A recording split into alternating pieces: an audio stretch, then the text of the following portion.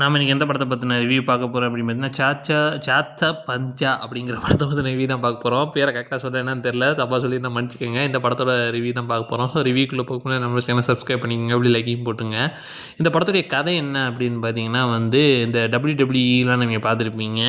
So அந்த இது concept நம்ம இந்தியாவில் நடந்தால் எப்படி இருக்கும் அப்படிங்கிற மாதிரியான ஒரு கான்செப்டில் எடுக்கப்பட்ட படம். ஏன் இதெல்லாம் அந்த ஊரில் தான் நடக்கணுமா, நம்ம ஊரில் நடந்தால் எப்படி இருக்கும் அப்படின்னு சொல்லி சில இளைஞர்கள்லாம் பிளான் பண்ணி இந்த மாதிரி ஒரு போட்டி நடத்துகிறாங்க. முதல்ல சாதாரணமாக தான் நடத்துகிறாங்க. அதுக்கப்புறம் இது எந்த மாதிரி மாறுது, இது எப்படி போகுதுங்கிறது தரமான ஒரு படம் தாங்க சொல்லுவேன். ஏன்னா இந்த மாதிரி வித்தியாசமான கதைகள் பெரும்பாலும் நமக்கே தெரியும். மலையாள மூவிஸில் தான் இந்த மாதிரி வித்தியாசமான கதைகள்லாம் நிறையா பார்க்க முடியும். அந்த தடவையுமே மிரட்டி விட்டாங்க அப்படின்னு தான் சொல்லுவேன். அந்தளவுக்கு படம் தரமாக இருந்துச்சு. எனக்கு ரொம்பவே பிடிச்சிருந்துச்சிங்க. அதுவும் சண்டை சீன்லாம், ஃபைட் சீன்லாம் தரமாக எடுத்துருந்தாங்க. நல்லா இருந்துச்சு பார்க்குறதுக்கு. நம்ம ஊரில் இப்படி ஒன்று நடந்தால் எப்படி இருக்குங்கிற மாதிரி, உண்மையிலேயே இப்படி ஒன்று நடக்கலாமே அப்படிங்கிற மாதிரிலாம் எனக்கு தோணுச்சு. ஏன்னா நம்ம WWE ஃபேன் தானே, ஸோ அதனால் அப்படியே தோணிருக்கலாம். ஸோ நல்லா இருந்துச்சு. இதுக்கு எவ்வளோ ரேட்டிங் கொடுக்கலாம்னா 5க்கு ஒரு 3 கொடுக்கும்.